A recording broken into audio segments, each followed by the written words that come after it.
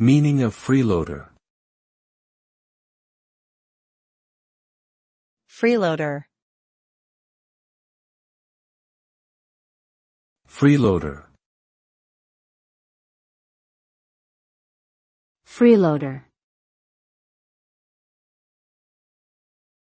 Freeloader. The term freeloader refers to a person who habitually takes advantage of the generosity of others without offering anything in return.